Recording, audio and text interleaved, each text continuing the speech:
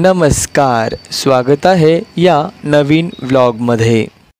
तर आज आपण निघालोय श्री स्वामी समर्थांच्या दर्शनाला, जे की आहे श्री क्षेत्र अक्कलकोट येथे। तर त्यासाठी आपण सोलापूरहून अक्कलकोटला बसने प्रवास केलेला आहे।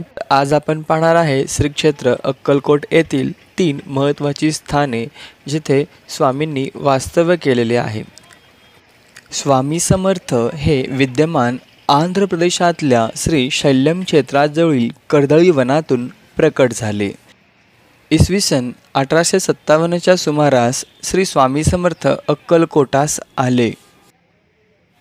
पंढरपुरातील पांडुरंगाची भेट घेऊन पहिल्यांदाच जेव्हा ते अक्कलकोट नगरीत प्रवेशले, तेव्हा त्यांनी गावातील श्री खंडोबा मंदिर येथे मुक्काम केला आणि हे आहे ते श्री स्वामी समर्थांचे प्रथम आगमन स्थान श्री खंडोबा मंदिर।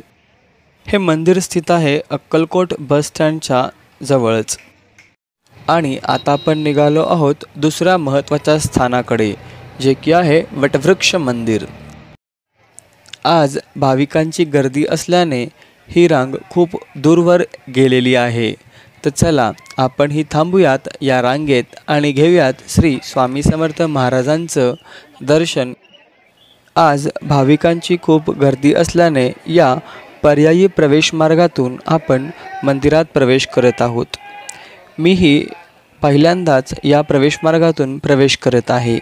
मुख्य प्रवेशद्वार दुसरीकडे आहे। ही भाविकांची रांग आलेली आहे मुख्य प्रवेश मार्गातून।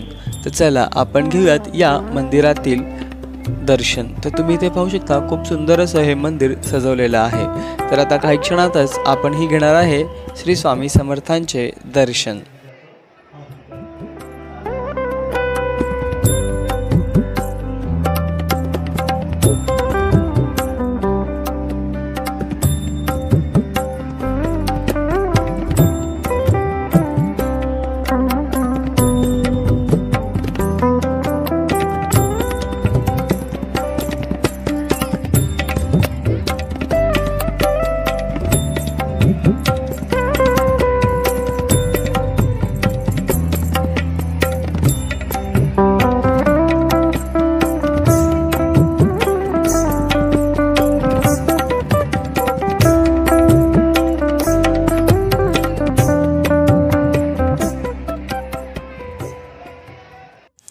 आणि हे आहे ते वटवृक्ष, ज्याच्या कुशीत श्री स्वामी समर्थ महाराज बसायचे।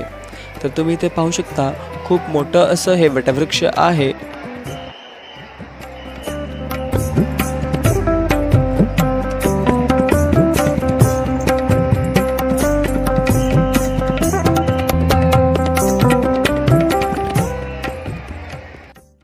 आणि आता आपण पाहत आहोत श्री स्वामी समर्थांचं पोर्ट्रेट, जे की बनवलं आहे पंचमुखी रुद्राक्षांपासून। तुम्ही पाहू शकता, खूप सुंदर असं हे पोर्ट्रेट बनवलं आहे आणि तब्बल 40,000 पंचमुखी रुद्राक्षांचा वापर करून हा पोर्ट्रेट बनवण्यात आला आहे। आणि कलाकार भक्तांनी हा पोर्ट्रेट मंदिराला समर्पित केलेला आहे।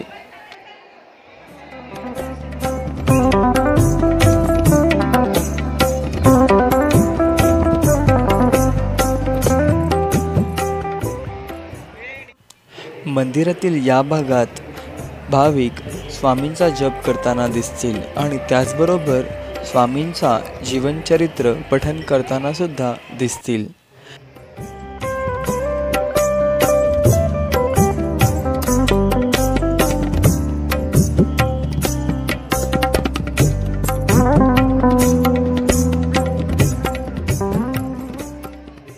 तर आता आपण ही काही क्षण इथे बसून श्री स्वामी समर्थांचे नामस्मरण करूया। श्री स्वामी समर्थ, जय जय स्वामी समर्थ। श्री स्वामी समर्थ, जय जय स्वामी समर्थ महाराज श्री स्वामी। तर हा आहे मंदिरातील मुख्य प्रवेशद्वार मार्ग। तर तुम्ही ते पाहू शकता, खूप सुंदर असं हे सजवलेलं आहे आणि तुम्ही ते पाहू शकता भक्तांची खूप गर्दी मंदिराच्या आतील बाजूस जात आहे। आता आपलं दर्शन झालेलं आहे आणि आता आपण निघत आहे मंदिराच्या बाहेरील बाजूस। बाहेर पडत असताना मंदिर परिसरात अशी दुकाने आहेत जेथे पूजेचे साहित्य मिळते, जपमाळ मिळते, त्याचबरोबर स्वामींचा फोटो, स्वामींची मूर्ती आणि बरंच काही. तर तुम्ही ते पाहू शकता. हे अशा पद्धतीचे खूप दुकाने आहेत.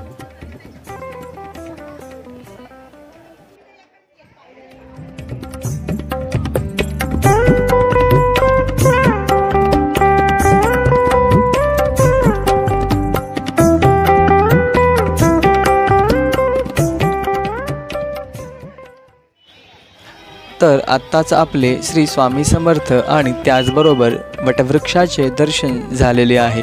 तर आता आपण जात आहोत अन्नछत्रमकडे. येथील अन्नछत्र हे सकाळी 11:30 वाजल्यापासून ते दुपारी 3 वाजेपर्यंत सुरू असते. तर आता दुपारचे 2 वाजलेले आहेत. तर त्यामुळे आम्हीही आलो आहोत येथील महाप्रसाद ग्रहण करण्यासाठी. इथे भाविकांच्या सोयीसाठी यात्रेनिवाससुद्धा बांधण्यात आलेला आहे, जो की मंदिर ट्रस्टचा आहे.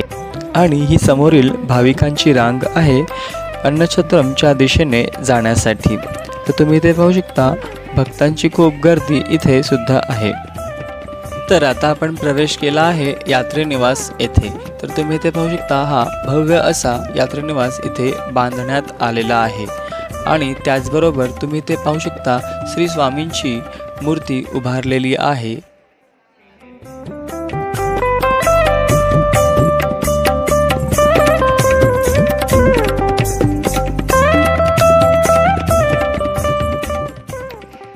तर आता आपण आलो आहोत महाप्रसाद ग्रहण करण्यासाठी या रांगेमध्ये.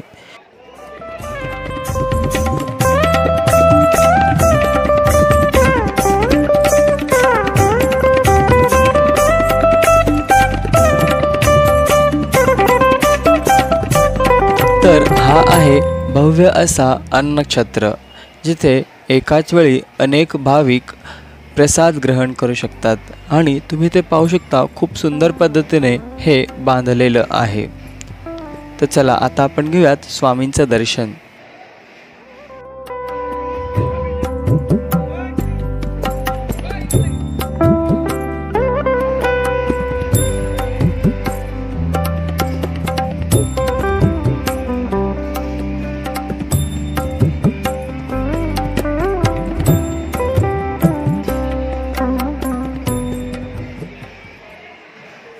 जसं की सर्वांना माहीत आहे, प्रभू रामचंद्रांसाठी अयोध्येमध्ये भव्य असं मंदिर उभारण्यात येत आहे. इथे श्री क्षेत्र अक्कलकोटमध्ये सुद्धा त्या भव्य अशा मंदिराची थर्माकोलच्या सहाय्याने प्रतिकृती तयार करण्यात आलेली आहे. तर चला आपण ते पाहूया.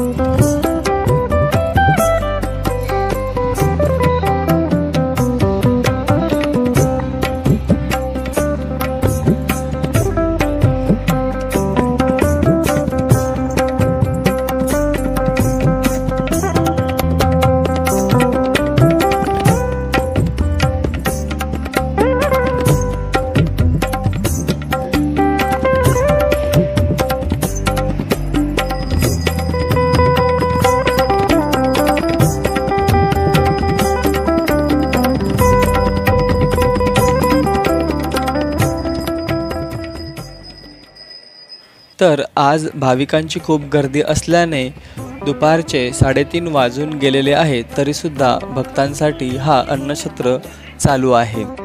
आणि तुम्ही ते पाहू शकता या अन्नछत्रमध्ये आम्हाला सुद्धा सेवा करण्याची संधी लाभलेली आहे.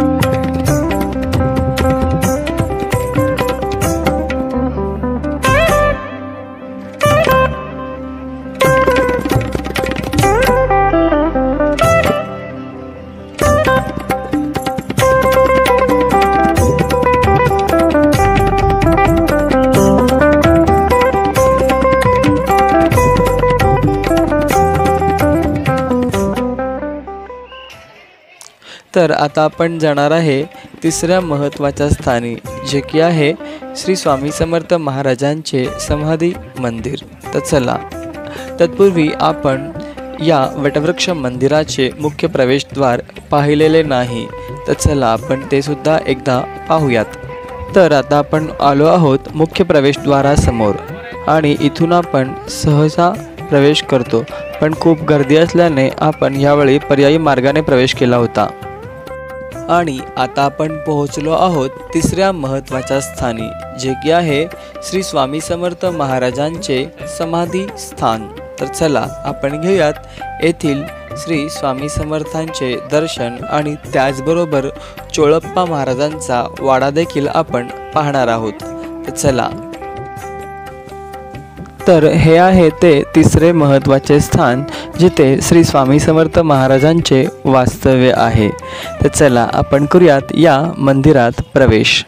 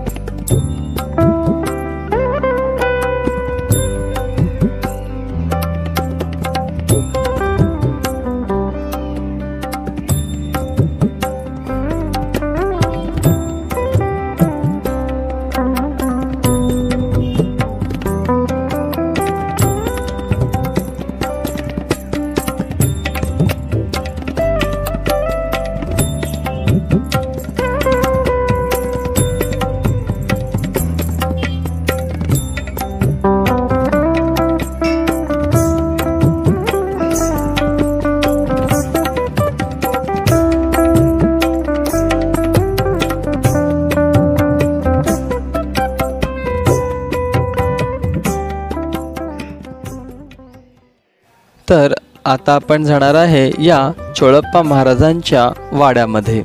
तर चला आपण करूयात प्रवेश या वाड्यामध्ये। तर तुम्ही ते पाहू शकता, या वाड्यात प्रवेश केल्यानंतरच समोर आहे ही विहीर आणि इथे समोर आहे चोळप्पा महाराजांच्या वंशजांचे फोटो।